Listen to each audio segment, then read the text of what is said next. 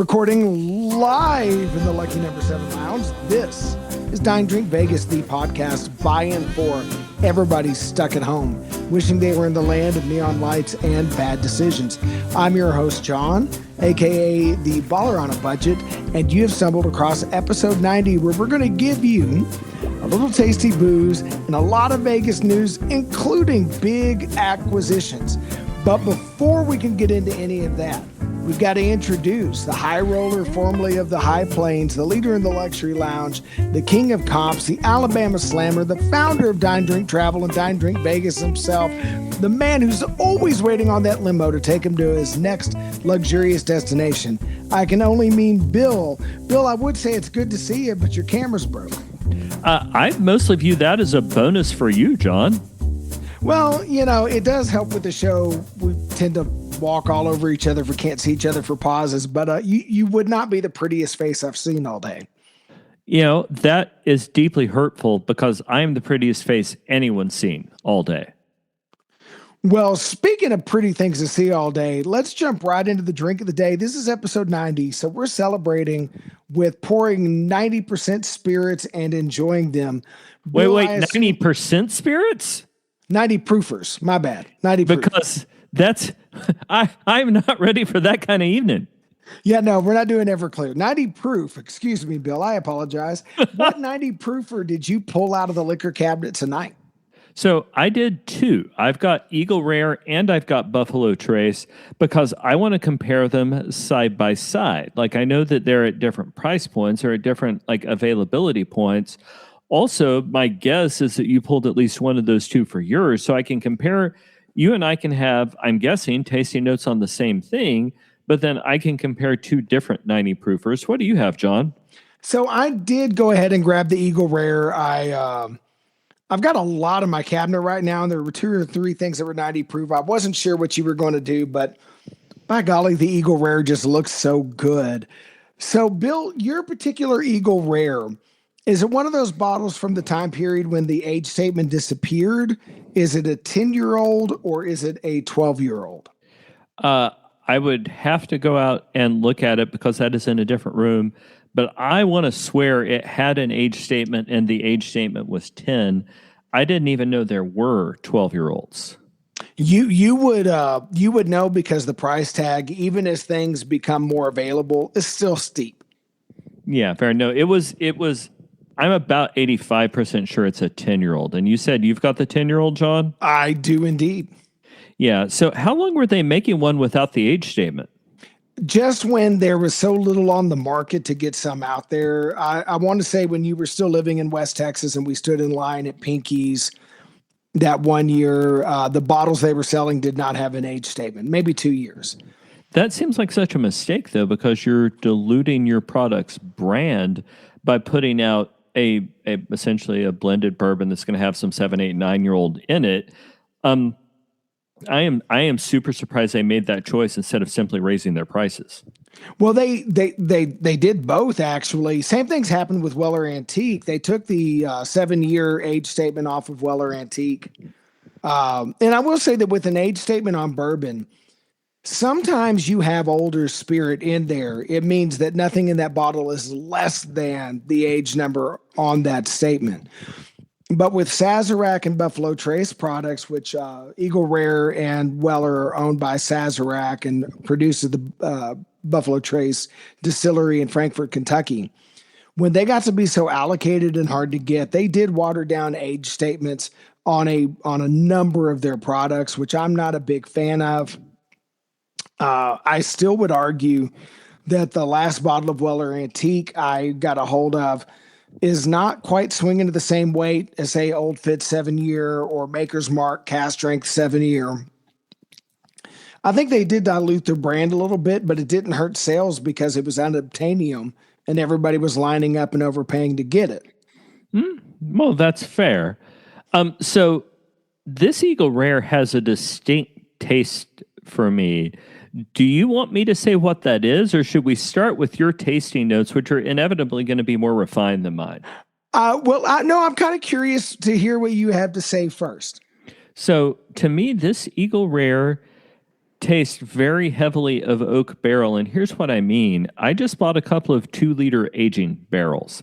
And I've had whiskey aging in them for less than a week now. And I know that it's not ready, but I poured some last night, just like a shot to see, how it was going in the process. And it wasn't that it tasted bad. It just that it tasted like the inside of a tree. This is obviously more refined than that, right? Like it's obviously way better than my brand new barrel that I'm aging at the house, but it tastes pretty similar. It tastes to me like an oak barrel. Now let me take another sip.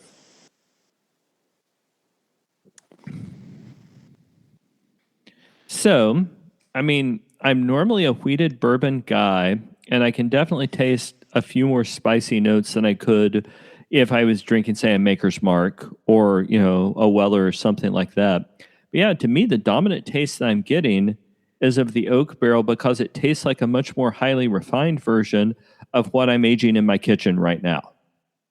Out of curiosity, what's your base spirit going into your home aging barrel? So I've got 2 barrels. One is my wheated whiskey barrel or wheated bourbon barrel, and it is a combination of Weller and Maker's Mark. In addition to that, I put in some orange bitters, and I've got a few shots of some of the higher end Maker's Marks. I may eventually, I'm in a glass bottle. I've got some regular Maker's Mark with a vanilla bean in it and some regular Maker's Mark with some orange peel in it. And I may put in a shot of each of those into the barrel. But basically, it's a mix of different makers' products with just the Weller green label because that's the only Weller I can get right now. Yeah. It's hard to get the other Wellers. Yeah, no, the second barrel is a Manhattan because you and I used to go to a bar in your town where the bartender had a barrel-aged Manhattan, and I decided to do that. So that was just Old Forester with Lillet Rouge. I do it at a ratio, and I've read Manhattan recipes that are 2 parts to 1 or 3 parts to 1. I do it at 8 parts to 3 with both, orange and Angostura bitters, but that is a little bit wide of the mark. Yeah, this tastes like my aging barrel just after it's mellowed out quite a bit. Yeah, I was going to say you can definitely tell that there's not that this is a super high rye bourbon, but it is a rye bourbon.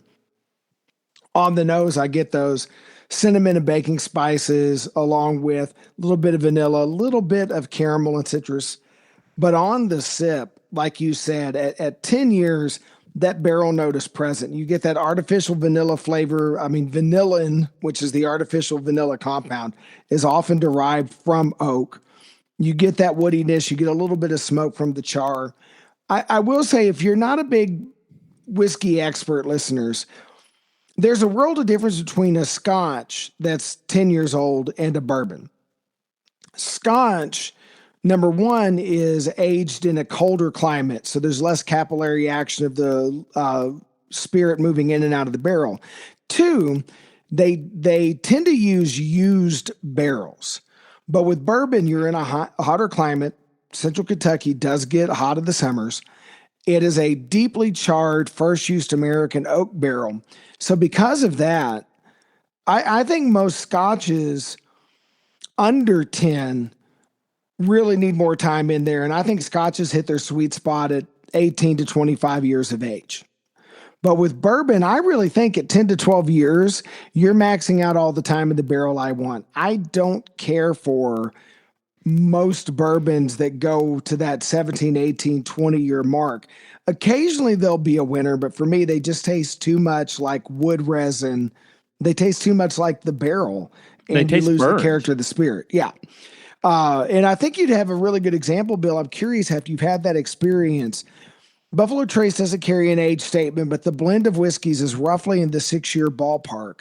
It's the same proof. It's the same grain bill. It's aged in the same warehouse. So the real difference is about 4 years of age in the barrel. I'd love to hear you sip the Buffalo Trace after having the Eagle Rare and tell me how they are different from each other, which one you like better. So normally, John, I would be radically unwilling to have a second glass of whiskey in the same evening. But to honor our years and years of friendship, just this once, I will give it a shot. You're such a trooper.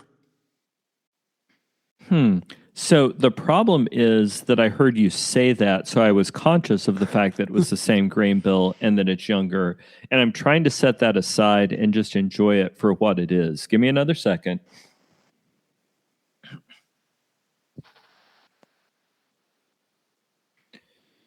So let me go back to the Eagle Rare.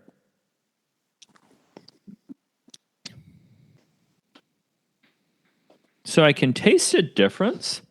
The problem is I'm honestly not sure which one I prefer.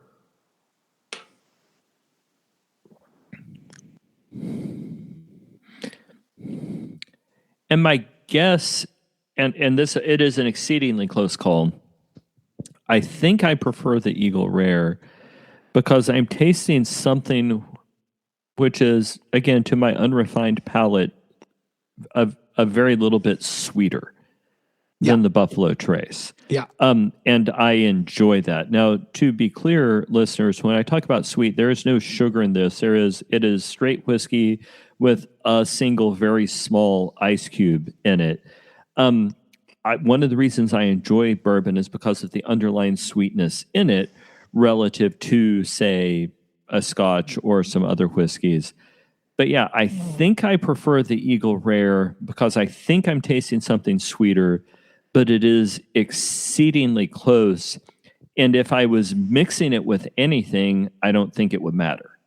So I think it'd be interesting to do a 3-way vertical flight and add in the benchmark bonded, which is 100 proof, but 4 years old.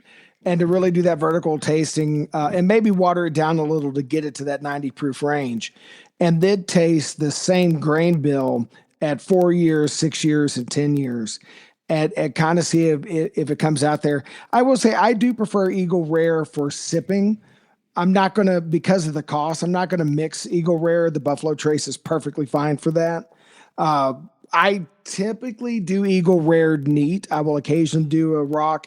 If I do make a cocktail with it, it's probably going to be a Manhattan. I think that barrel aging stands up really well to the sweet vermouth. So, but this is a good sipper neat in a Glencairn glass. Before we move on and talk about news, I do want to ask one last question because a lot of it to me comes down to availability. How available are these two products in your town?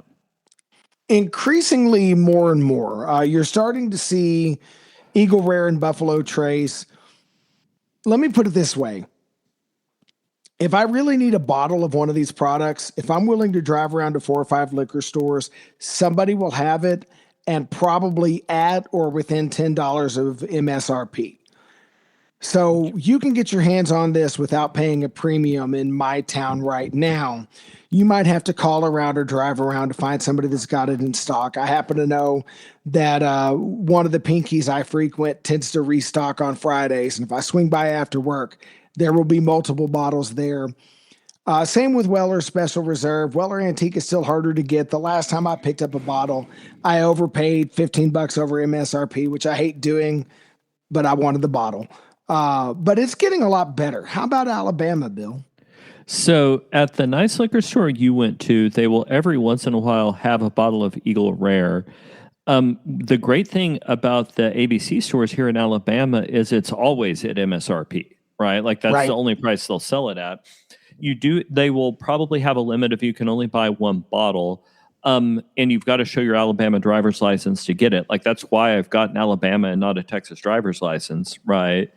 I haven't seen it in a while. Buffalo Trace is barely allocated here anymore. There's an ABC store I pass on my way home most days, and they will quite frequently just have it out. Now, you can only have one bottle. You've got to show your Alabama driver's license. So it's weird. The Buffalo Trace is at one store and the Eagle Rare is at another, and it's kind of spotty. You've just got to be there on the day. Yeah, and I think just because we have more liquor stores here, your odds of getting it here are definitely going up. There are days I will see both of these bottles in every store in town. There are days you got to hunt for it, but I can get my hands on it if I need some. Yeah, and for me, it is very much a crapshoot. Fortunately, I stocked up. Well, I'm glad you did. I did too. I just cracked a new bottle of Eagle Rare. I have one more in the cabinet. I am out of Buffalo Trace at the moment, but that's because it's not something I tend to gravitate towards all that often. Bill, let's jump into the news, and I'm going to start with a game I watched, but I don't think you did. So last night, relative to this recording, was game one of the Stanley Cup NHL Finals. And the Hurricanes have home ice advantage, but Vegas came in after getting down 2-0 very quickly. They fought their way back, won 5-4, have essentially stolen home ice advantage by going 1-0 over the Carolina Hurricanes. Bill, do you care at all about hockey? And if so, are you rooting for the Vegas Golden Knights? I don't care, and yet somehow still am rooting for the Golden Knights because Vegas is quickly becoming my sports town because I've got more of a connection to it than any other town which has major league sports. So, yay, I'm happy for the Golden Knights. I mostly go to hockey games hoping a fight breaks out. Yeah, no, that's fair. That's fair. It was a really good game. I would say by the time this drops, game two will have already happened. I hope the Knights are up 2-0 by then. But even if they split the first two games, hey, you're the visitor for the first two games. A split is great because that essentially means if you win at home, you win it all. Yeah, absolutely. And good luck to them. Well, in other news, Scott at Vital Vegas reports that the Earl of Sandwich location at the Palms is out. I never went, John, but that was one of those places I always wanted to check out. Had you ever been there? Not to the one at the Palms, but there's one at there's several others in the Valley. There's one at Miracle Mile Shops over at the Planet Hollywood, just across the street from all the MGM properties. I've only eaten there once. We had a Groupon because I'm a baller on a budget. I will roll in with a Groupon. It's a pretty good sandwich. I generally don't crave sandwiches in Vegas. And when I do, Earl of Sandwich is pretty good and it's affordable. It's pretty cheap. But across the way at Cosmo, they have Lardo, which is not cheap. But dear Lord, the porchetta sandwich at Lardo may be the best sandwich I've ever had in my life. It stands up against almost any meal you want to have in Vegas. I said what I said. You have my attention, and I hope you will take me to eat that sandwich sometime, John. Oh, yeah, you got to check it out. Block 16 Food Hall of the Cosmo. Lardo is legit, Bill. It is a foodie sandwich place. It ain't Subway. Oh, yeah, my turn. Vegas 411 says the MGM Grand has added Marlon Wayans and Tim Allen to their Summer Aces of Comedy Roundup, which, by the way, that used to be at the Mirage, but RIP Mirage. Those nostalgic for what was funny in the 90s can buy tickets now. Bill, any desire to go see the comedians we grew up watching? Either of these acts appeal to you? Both of them appeal to me. I would go for either of those. I enjoy comedy shows in general, and that's probably the kind of show I am most likely to go see in Vegas. I also love the notion of going to watch cranky old men on stage because I increasingly am one. Yeah, that would be a great show. How about you, John? I just wonder what Tim Allen has to joke about now that Sears is out of business. Oh, yeah. But no, I don't know. I would be there. So in dining news we missed months ago, John, Taco Escobar on Fremont East offers a 90-minute, $30 all-you-can-eat street taco deal daily from 3 to 6. And if that's too early, they also charge half price for a tequila after midnight. I may need to take an evening, John, where I go there twice, once for taco happy hour, which, to be clear, that's dinner. Like if I eat 90 minutes worth of tacos at 4 p.m, I'm not going full Frawley and eating another meal 2 hours later. And then I probably close my evening with some tequila-based nightcaps. John, I'm assuming you're in for this, right? Oh, for the tacos, absolutely. I do worry about the choices I will make if I'm still awake at midnight and doing tequila shots on Fremont Street. To quote your brother-in-law, Mark, God rest his soul, I think after that I go have adventures. I am here for those adventures, and they will absolutely appear on my YouTube channel.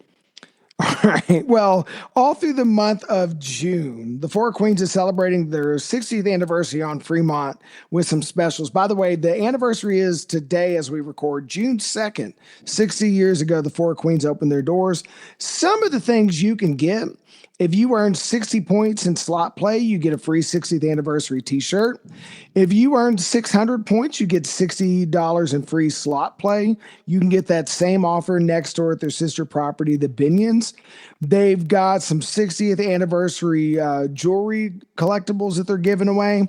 And they've got some $18 specialty cocktails where you get to keep the glass to celebrate that anniversary.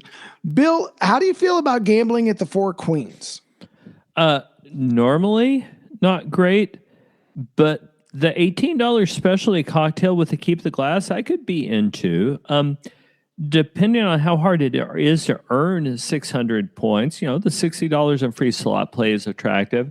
I would be willing to go check this out. I'm not going to spend a lot of time in there, but it's worth looking at. Yeah, I mean, usually if you're in that building, it's because you're after a cigar at Chicago Brewing Company. It is, and I do enjoy Chicago Brewing Company. That's also the building where Hugo's Cellar is, right? Yes. Yeah. Yes, it is. Yeah, so it's whatever. It's not my favorite spot, but there's absolutely some reasons to go in there. Outstanding video poker, I'll say that. And there you go. So Las Vegas locally reports that a woman named Susan Geiner has filed a class action lawsuit against Station Casinos following the company's disclosure of a March 2026 cyber attack, which the company didn't disclose to customers until May the 21st. And John, I am torn. On the one hand, a class action lawsuit seems like an overreaction. Because cyber attacks are going to happen. On the other hand, it's possible that, there's some action that Station Casinos didn't take, which they should have.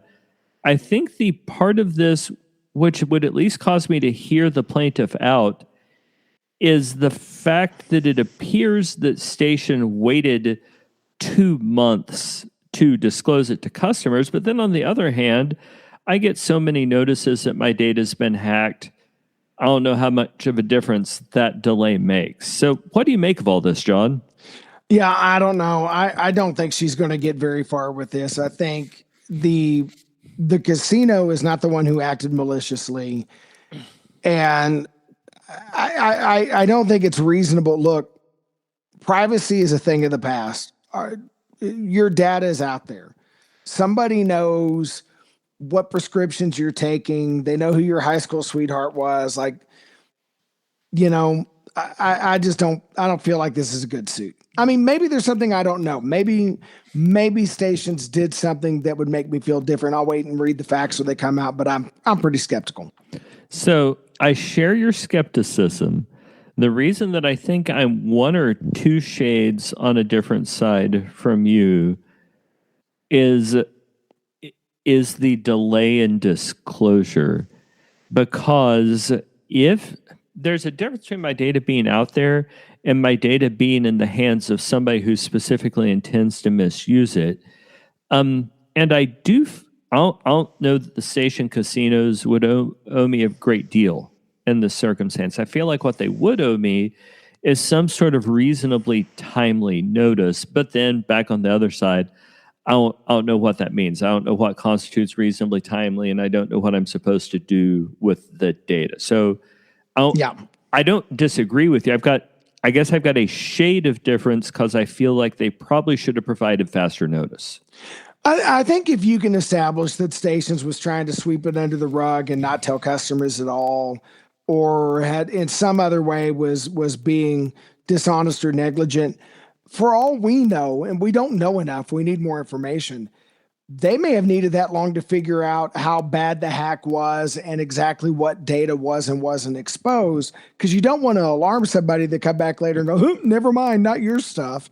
So I just need more information before I can really make an opinion.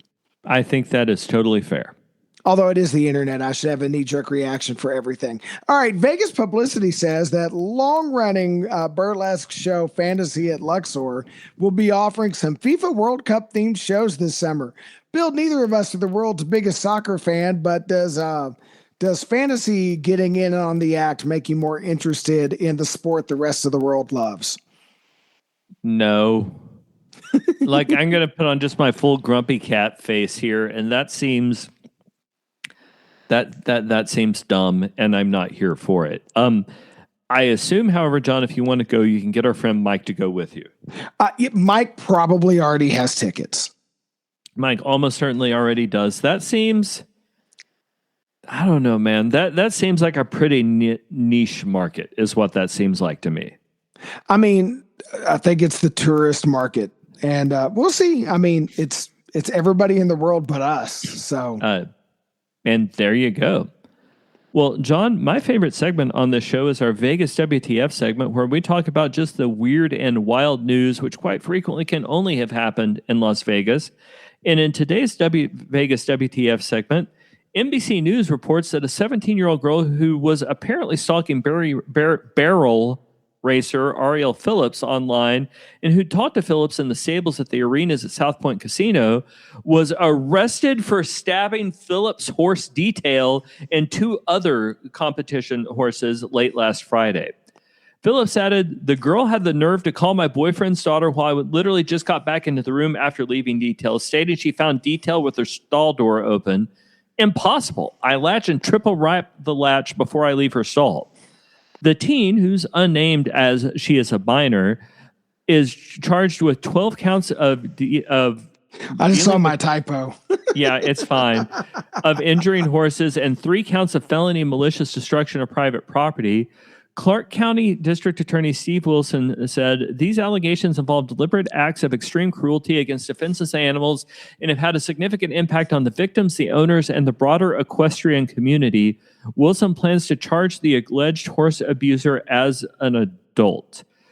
So I don't know how I feel about charging her as an adult, but who in the fire stabs a horse? Like, what was going through that child's mind? That is a great question. And look, I'm not saying that she's mentally incapacitated to the point that she can't face criminal charges. I'm not saying that. I don't know that to be true. It very well may not be. I will say that if you engage in this behavior, stalking in general, but stalking a barrel rider and stabbing her horse, there is something deeply psychologically wrong with this young lady. If she is mentally competent to stand trial, I support whatever punishment the judge and jury want to give her, because this sort of behavior should absolutely be punished. But also, I hope this young lady gets some serious psychological help, because she needs it. That may have to be a prison counselor, but good grief, Bill, there's something wrong with this young lady. Yeah, that's not a normal. Yeah. To quote the great Hank Hill, that girl ain't right. Yeah, her cornbread is not down in the middle. Yeah, something is very deeply wrong. But the good news, John, the good news, John, is that there's a whole lot going very deeply right in Las Vegas. Why don't you tell our listeners about our main topic for tonight? So tonight's main topic is Acquisition Mania, where we're going to talk about one acquisition that is in process and two more that are at least possibilities, starting with the big story that you have no doubt run across somewhere on social media, because it is everywhere. I can't even tell you who broke the story first this time. Probably Scott from Vital Vegas. I don't know.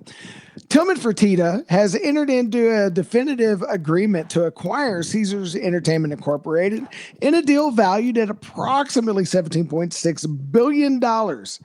Here's a breakdown of the deal, which faces a go shopping window. Good Lord, my typing is terrible. For competing offers and a ridiculous amount of regulatory red tape to face before becoming finalized. In other words, even though this seems to be happening, don't start looking for big changes in Caesar's world just yet. So here's some of the financial breakdown to wrap our head around. Like we said, the acquisition's valued at 17.6 billion. That also includes taking on millions upon millions of dollars worth of debt. We're going to circle back to debt in a minute. There's a cash equity payment payout where Tillman's going to have to fork over 5.7 billion cash to buy out the outstanding shareholders. Per share price will be $31 a share, almost double what the stock was trading for before news broke. The market premium of 31%, well, it just gets to what I was about to say, a 49% premium increase over unaffected shares on February 25th of 2026. It had been flat really up until all this happened. The debt amount is $11.9 billion. And there's a funding mix here that I don't care about. But we've mentioned the debt twice. Bill, one of the biggest unanswered questions in all this is, will the company be broken up? There's rumors running wild that several of these properties, both in Vegas and beyond, because Caesars owns a lot of casinos in a lot of places, that Tillman's going to have to break some of these up and sell them off because he's got to find a way to pay back that $11.9 billion. On top of that, Casino.org's top subscriber says that Boyd Gaming may even be eyeing some of those properties outside of the Vegas market. So, Bill, let's keep it to Vegas for the moment. If you were Mr. Fertitta, which Vegas Strip properties might you think about selling off? So, I'm mostly going to keep it to Vegas, like you asked, but I'm going to editorialize a little bit. The properties I would sell off would be in Vegas, right? Like I would keep things like the Golden Nugget and Biloxi and other things like that. But in Vegas, I don't think you sell Caesars itself because your Caesars entertainment, it would be super weird to not own Caesars. Like that is the crown jewel of the empire. To my mind, the hotel that most directly competes with Caesars is Planet Hollywood a Caesars property? Yes. So I was going to say that the hotel which most directly competes with Caesars is Paris. And now that I'm thinking this out loud, I don't know that I think you sell either Paris or Planet Hollywood because you've got two hotels right there next to each other. I mean, probably the Paris is a nicer place, but that seems like they're competing for similar spaces. So I would sell either the Paris or the Planet Hollywood, and probably the Planet Hollywood. But I could go either way on that. And then as you go north, I don't know, man. All of those I would hate to see them sell the Horseshoe because I love the Horseshoe, but the Horseshoe is kind of off on its own.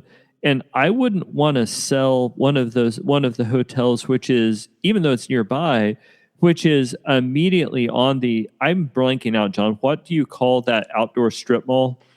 Oh, the Link Promenade. Yeah. I wouldn't want to sell one of the hotels, which is directly on the Link Promenade. So I guess I would sell the Horseshoe, and then I would sell either Paris or Planet Hollywood, but not both. What would you do? So I've been thinking about this. I think Harrah's is a really good candidate. I mean, honestly, Harrah's to me, somebody that wants to be on the strip needs to do something with Harrah's. To me, it's kind of an afterthought. I think with the Link Promenade, somebody's going to want to take a run at the Flamingo just for the history. But I feel like you've got to find somebody that's either going to take the Flamingo and Link together or keep them. I don't think you want to break those two up because they do share the promenade. The Vanderpump is an interesting case study. So that was the old Bill's Gambling Hall, Imperial Palace, whatever you want to call it. They just handed that over to one of these celebrity deals. I'm not sure Mr. Fertitta, who has deep ties in the food and beverage world, running a number of brands. I don't know how interested he is in continuing deals with Guy Fieri, Gordon Ramsay, Bobby Flay, and Lisa Vanderpump. And I think maybe you tell Miss Lisa Vanderpump, you want to have a hotel on a reality show so bad, lady. Let me sell you one. Hmm. I could easily see Vanderpump getting sold or getting rebranded once these deals come to an end. Because if you are Mr. Rainforest Cafe and Mr. Landry's, I don't think you want all these other restaurant brands that you don't control eating up your real estate. So, and we may get to that later on, but that's going to be to me one of the real interesting questions is whatever, when this shakes out, whatever restaurant or rather hotels, Fertitta's company or holding group owns, how many Landrys go in there versus the other celebrity chefs that already have deals versus whoever, right? Like, I think that's one of the really fascinating questions I want to watch out of this is how much does Landry's take over the north end of the Las Vegas Strip? Well, and the interesting thing about that is I was reading some blog about a month ago because I have no life where properties like Caesars love these deals because they don't really assume the risk on the restaurant. They have leased a restaurant space out to some other operator, or they're in a licensing agreement where Caesars is running it, but there's a profit sharing thing going on and they don't have all the risk themselves. And if the restaurant makes it, fine, they're making money. If the restaurant struggles, fine, they make money till the deal's up and then they find some other way to make money. In other words, Caesars has run these dining establishments, and I think people who've stayed in their properties, which you and I have stayed at Flamingo and I stayed at the Lincoln, I think Caesars is not trying to run a great hotel, a great casino, and great gambling experiences. I think Caesars has been trying to run this whole thing like an ATM, which is going to get to my point earlier about I want private ownership because I don't like it when everything's about the next quarterly balance sheet and no long term thinking, no customer loyalty, no what's good for the brand. I don't think Tillman Fertitta runs that way. He thinks about his brands. He thinks about his customer experience. He thinks about loyalty. I want those licensed rented joints out. And even if it does mean there's some Landry's, fine. But he's also capable of running unique concepts in this space. All right, I think that is fair. And to your point that he's good at protecting his brand, you're 100% correct. I was going to say some of his brands are a little bit corporate and sanitized, but A, they're so good, and B, it's Caesars. It's all corporate and sanitized. Right. So, it's one of those things you think you've got a thought, and then you start to say it out loud, and you're like, wait, that was always dumb. Yeah. Yeah. Yeah. I mean, I'm just thinking that I'm just thinking that when you see that he's been able to keep an independent restaurant like Hugo's Cellar that he took over when he bought the place, he's kept that brand alive and going. He didn't try to make the Saltgrass at the Golden Nugget the premier steakhouse. He's letting Saltgrass be casual. He's still running a fine dining place that is unique. I think that's what he'll do. These other places, there'll be a blend of his chain restaurants that are a little bit more casual, that have some brand recognition, mixed in with some fine dining things that are one-off concepts that he's developed for that market, for that customer base. All right. Well, I would love to see it. So what are you expecting to see outside of Las Vegas, John? Well, that's one where I'm not super knowledgeable, but I was thinking about with Boyd, who also has properties in other places. If I'm buying and selling these things, I have to rank this over against what do I own. So what does Caesars have in Biloxi, Bill? I don't know that Caesars, there's a Harris there, I think. Right. More to the point, though, Golden Nugget is in Biloxi. And, obviously in Vegas. To me, so, you know what? I'll save that because I can see your question on the run sheet. I think they keep at least some properties outside Vegas. Now, in a town like Biloxi, where maybe there's one or two Caesars properties and there's a Golden Nugget, maybe you lose one of them somewhere to Boyd or whoever else. But I think the ability to have a footprint in all of the places that people go to dine, drink, and gamble means that you don't get rid of those properties, because that to me is one of the deeply attractive things about this whole deal in the first place. Right. But I mean, some of them are going to have to go because he's got debt to service. And I'm thinking right off the bat, to your point, if you can sell everything labeled Harrah's to somebody who either is a small operator and wants to add an established brand to their portfolio, or somebody who wants to walk into the business with some built-in credibility, Harrah's, like, I'm not impressed with Harrah's Las Vegas as it stands, but that's a name with clout and history, and you can make something out of that brand. I think that's an asset worth selling, and I don't think you're killing yourself. Like you said, in Biloxi, he's already got the Golden Nugget. Let somebody else run Harrah's. Let go of Harrah's. It's down there by Venetian. It's on the tail end of your other properties. Just let it go and make a run with some of the more iconic things. You know, keep Caesars, keep Flamingo, maybe keep about 2 or 3 of the others and make a good run of it. All right, fair. And I just looked up on the Caesars webpage. The Harrah's in Biloxi is, in fact, a Caesars property. It's not like weirdly associated with someone else or anything like that. Right. I'm trying to find out if they've got any. And the reason I'm doing Biloxi is twofold. One, it's what I happen to care about. But two, it's a good analog for how, how well represented Caesars is in other towns like that. But yeah, it looks to me like it's just Harrah's. So Harrah's in the Golden Nugget, depending on what you're counting. Right. Yeah. Yeah. And I think you keep the Golden Nugget brand. I mean, absolutely. Well, because that's been central for a long time. Also, I had a great steak at the Golden Nugget there in Biloxi. So, John, overall, we try to be news-based and we try to be fact-based here, but we're also Vegas people, which means that sometimes hope triumphs over reason. What do you hope happens out of all of this deal?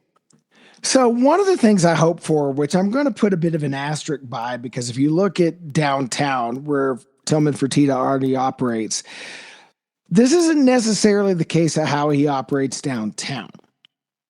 But I would like to see him bring some price and gambling competition to the Strip that might start moving things in favor of the player. Now, I say that because the Golden Nugget is middle of the road priced for rooms. I mean, it's nicer than some of the other hotels, but you pay more. The pricing, though, has been lower than Circus, so they do realize where they fit in that ecosystem. The gambling odds for table games, to my knowledge, and you would know better than I do, are not the world's best. The video poker is not that great. However, my experience has been that the slots have been fairly loose, and I've had some good runs on bubble craps in there. I would like to see this push off a price war on the Strip. At the very least, I would like thinking that doesn't feel like we're just living quarter to quarter and we're thinking about the next annual report or the next earnings statement. And you've got somebody that says, I own this place and I care about these brands, whichever brands he keeps, versus I serve a couple million shareholders and I care about squeezing every last penny for them 3 months from now. So that wasn't what I was thinking, but hearing you say it, it makes perfect sense. And I very much hope that sense of renewed competition on the Strip happens, because I think that Ambassador Fertitta's got a skill set to make some of that happen. Here's what I hope happens. And I think there's a good chance that my hope is realized. I hope I've got one loyalty card which will work at least a handful of properties on the Strip and a couple of places downtown, and optimally, other places like Biloxi. Because right now, the downside of me going to downtown, the downside of me going to Fremont Street is I don't get any points that matter anywhere else. Right. Which means it's got to be a particularly good deal. But the Golden Nugget in downtown Vegas has got some great rooms at great prices. So if I could go there sometimes and then sometimes go to a nice property on the strip, depending on what kind of trip it is, I am 100% there for it, particularly then if on one of those, weekends when I'm driving to Biloxi or, wherever else you happen to live, listeners, I can get points there too. I'm hoping for rewards that I can use in multiple parts of Vegas while also using out of town. That's what I want out of this deal. Yeah, I think that makes complete and total sense. I think that's true. I've joked for a while about I wish Derek Stevens would buy something on the strip because then I would be loyal to whatever that is. I think it'd be great if I just said that Fertitta shouldn't sell the Flamingo, but man, how much fun would it be for the Stevens brothers to own the Flamingo? Can you imagine? That'd be the perfect brand for them. Yeah. So for the same reason, yeah, I'm with you on that regard. Yeah, 100%. No, I think that would be great. Well, John, I guess the last thing, we already talked about this a little bit, but we just talked about what we hope will happen. Actually, you know what? I'll stick with what we hope will happen because we talked about what you expect to happen with restaurants because Fertitta has allowed places like Hugo Cellar to stay at the Four Queens and all of that. But what do you hope happens restaurant-wise, specifically with the existing Caesars properties on the Strip? I hope that the celebrity phase kind of dies out. I'm not saying they all have to go, but I want dining that is truly driven by the food and not the personality. And I'm not going to go somewhere because the guy that yells, "You're an idiot sandwich," owns the place. I want to go somewhere because it's a great dining experience. It's great food. And don't get me wrong, Chef Ramsay's a lot of fun to watch, but I don't want to pay a premium because it's got a chef's name on it. And you absolutely are. Those chefs don't work there. They're not there very often, but they're getting paid for their name being on the building, or they're investing into it and they got to get profit back out of it for their name being on the venue. I want to see a mix of dining. I would love to see some of his existing concepts roll in. I would also love to see him create some new things, but I also want to see the pricing benefits of if all of the dining venues or most of them are owned by the property and they happen to be one of the major restaurant groups in America, they're going to be able to leverage good deals, getting their grocery items, their furniture, all the things that make it work. And I don't want to see cheap eats. I want good food, but I want to see the pricing structure come down. I want to see the ridiculous fees, the CNS fees go away. And charge me an honest price. It's the Strip. It's going to be high, but charge me an honest price for an elite meal and give me some options. That's really what I'm looking for. So I agree with everything you just said, but the part with which I am in most violent agreement is the first part of what you said about the getting rid of the celebrity chefs. Look, like Guy Fieri is apparently a phenomenal human. Bobby Flay is a lot of fun to watch. Gordon Ramsay knows how to cook better than I could hope to. But their restaurants are based on their personalities rather than their actual food. And I would love to see those replaced by, anything with a chef who's actually there. Right. Or if it's not going to be a chef who's actually there, something that costs less where I'm not paying for a name that didn't cook my food. Right. Exactly. Right? Like, either of those options would be just fine with me. That is what I'm hoping for. And I think my other hope on gambling is probably not going to happen because the Golden Nugget's not always the best place to gamble downtown either. So I don't know why he'd be the best on the Strip if he's not the best downtown. So he's got the worst gambling odds downtown, but I bet he's still, at least for a while, better than the other options on the Strip because he's trying to establish market share. Yeah, that's fair. That's fair. Yeah. And with the Hard Rock coming in and the story we're going to get to after the next one, there may be some pressure on the Strip. There may be. Well, let's go ahead and move to that, John. What other deals may be in the offing? Well, we're going to start with a smaller one. So everybody but us covered it because we don't drive from California, so we don't care about Primm. But everything in Primm, Nevada was closing up and dying. LV Petroleum, which owns some Travel America truck stops. If you've ever driven through Texas, you're familiar with their handiwork. They want to buy up all of the properties that are closing in Primm. That includes 3 different resorts, a bunch of restaurants, 2 truck stops. They want to buy it out with the gambling license and gambling management intact. And they hope to close this quick enough to avoid these places closing at the end of the month. They've said they want to keep Primm alive. They want to keep the employees plugged in. And even though, Bill, I don't think I ever plan to set foot in Primm, Nevada and gamble, I am hoping that LV Petroleum pulls this off, because it sounds like a whole lot of people would keep their jobs if they do. I'm always in favor of people keeping their jobs. Also, I would love the fact that some of the great people of the great state of California would run into some place to gamble before they got to Vegas, which makes Vegas less crowded. So, yeah, I think that would be great news, and I very much hope that deal winds up working out. And then finally, Bill, we're going to close on this. We're not going to do a deep dive on this one, but the other shoe dropping is that after Tillman Fertitta made this arrangement with Caesars, billionaire Barry Diller, who owns People Incorporated, one of the original dot-com boom companies that managed to survive the dot-com slaughter of the late 90s, early 2000s, is working on a bid to buy out MGM Properties. Now, as we record this on June 2nd, his bid has not been voted on or accepted or anything like that. So there's an offer hanging out there, but nothing has been decided. We're not going to stop tonight and dive into the terms, but listeners, we will circle back to this in episode 91. I will give this commentary.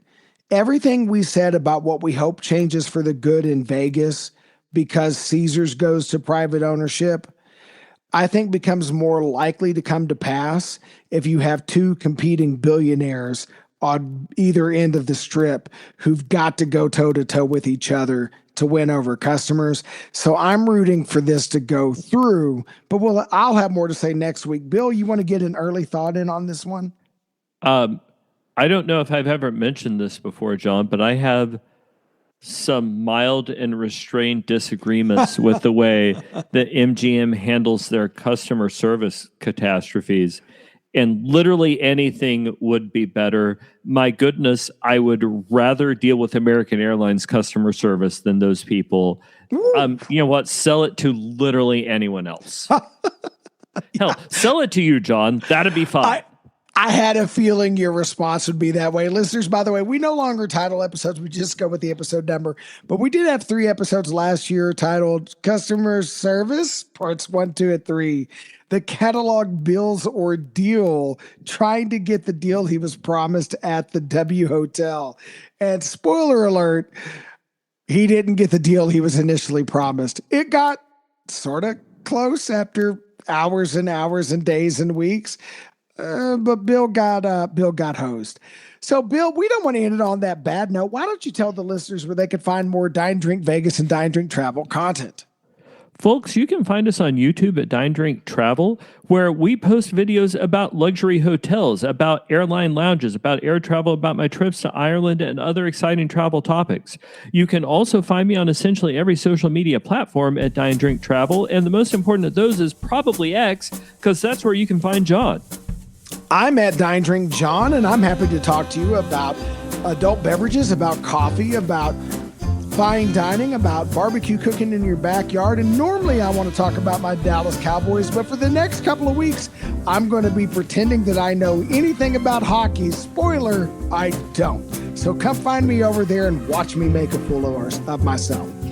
We're so glad you took the time to listen to this episode. If you've got a friend planning a trip to Vegas who could benefit from our sage wisdom, or an enemy that hates listening to old, fat, white Southern guys drink and talk, please take a link to this episode, send it their way, post it on your social media wall, tweet it, put a sticker in the bathroom stall with the link to it. We don't care. Just help us grow an audience so we can keep bringing you this top shelf premium and best of all free Las Vegas travel content. And once again, thanks so much for listening. Till the next episode, happy travels.